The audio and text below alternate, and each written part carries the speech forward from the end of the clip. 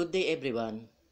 This is Engineer Armando Omanito and our topic for today is close traverse under the subject plane surveying. So this problem is somewhat similar to video number 5 in our previous video where we also tackle close traverse. So let's have this problem. A close traverse following data. So we have here line A, B, B, C, C, D, D, E, and EA and their respective bearings and their respective distances. So, number 1, compute the bearing of line DE here. Number 2, compute the bearing of line EA. And number 3 is to compute the area of the lot. Okay. So, let's have the solution. So, based on the data, let us plot all the given values here. So, at line AB, for example, it has a bearing of 35 degrees, 30 minutes. So, and also its distance. So, the values of AB, their distance and the bearing are given the same with line BC and line CD. So the bearings of line DE and line EA are not given. So and that is what we are going to solve. So using the three lines AB, BC, and CD, let us solve for the resultant of these three lines.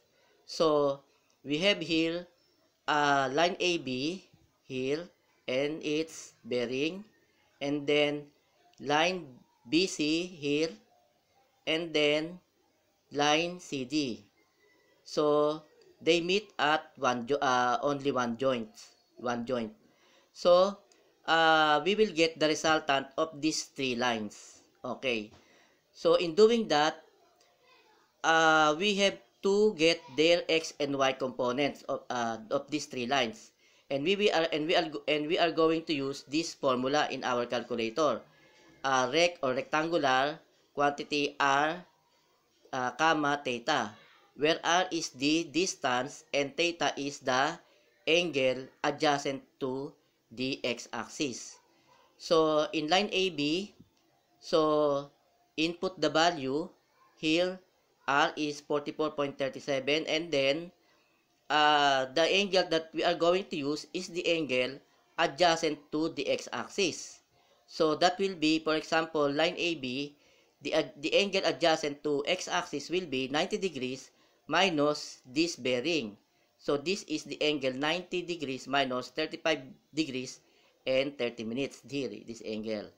So upon doing that, inputting that in our calculator, we will be able to get the value of its x and y component. So that will be both are negative values since line AB is in the third quadrant. So the same procedure to be applied in line BC and line CD. So using this formula, and then we will be able to get the respective x and y components. So the same with line CD. And then we will get the summation x and summation y of these three lines. So in doing that, so we have here summation, the value of x for AB, BC, and CD. Okay, and then the sum is equal to this value, and then summation y again, for AB, BC, and CD, we will be able to get this value. So to get the resultant, get the square root of summation of x squared and summation of y squared. And then in doing that, the resultant will be equal to this value, 150.31652 meters. Then we will get the value of tangent theta, or the bearing of the resultant. So tangent theta is equal to summation of x over summation of y. So, y summation of x over summation of y? Because we will get exactly the bearing of the resultant. So, tangent theta will be 2.73657, and then theta will be equal to arctan of that value, and we will be able to get the bearing of the resultant here. North 70 degrees, 3 minutes 27 seconds west. And then also, upon solving the resultant, also we will use the lines with unknown bearings. These two lines, DE and EA. And then after that, we will construct, or we will form these three lines into a triangle using their respective values, the lines and their angle. So here we have already formed the triangle. So this is what we call the triangle method. Okay? So using the cosine law, okay, so we have here already the bearing of EA. This line, the bearing of the resultant, sorry. This is the resultant, 150 point something. And then its bearing is this, 70 degrees. So the bearing is from here up to the y-axis. So that is 70 degrees, 3 minutes and 27 seconds. Okay, so to construct this triangle, we have to plot first the resultant here. Here is the resultant, and then the next line is DE here, and then connect it to the joint here. So this is EA.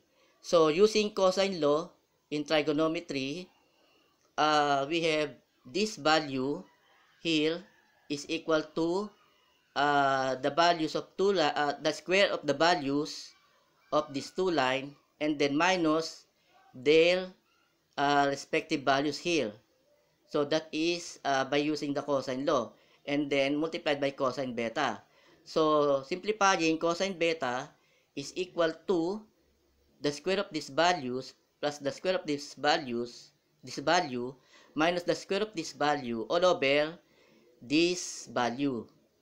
So cosine beta, simplifying, will be now equal to 21 degrees, 51 minutes, and 23 seconds here. So to get the bearing of EA, so bearing of the resultant here, from here to here, minus the angle beta is equal to the bearing EA. So bearing EA is equal to the bearing, this angle 70 degrees and minutes, and then minus the angle beta here will be equal to north 48 degrees, 12 minutes, and 4 seconds. That is the bearing of EA. So we now solve for the value of bearing EA. And then for the bearing of DE, so we will use sine law. So sine alpha over its opposite distance here is equal to sine beta here over its opposite distance. So angle alpha, simplifying, angle alpha will be equal to 37 degrees, 46 minutes, and 27 seconds. So to get the bearing of DE, that will be equal to, so 180 degrees here minus bearing of EA minus angle alpha is equal to the bearing of line DE. So here, north 72 degrees, 10 minutes, 7 seconds west. So that is the bearing of DE. And then we now have the value or the distance EA and DE. So we will get now the x and y components of these two lines. So using again the our formula in our calculator, rectangular, and then r theta. So we will get the values for x and y, or the x and y components of line DE and line EA. Okay, and then we will now plot or tabulate the values here in a tabular form. So line AB and then this respective x and y component and so on. So including their signs to which quadrant it is found. So to get the area or to compute for the area of this closed traverse, so we will now input or we will draw the figure and then also input their respective values. For example, so we will construct a rectangle using the corners of the closed traverse as the boundaries. So the corners, for example, the corner of A will be the boundary of this rectangle, and then the corner of B, the boundary here, and then and so on. So we now have a rectangle. So the rectangle is the closed traverse now is inside the rectangle.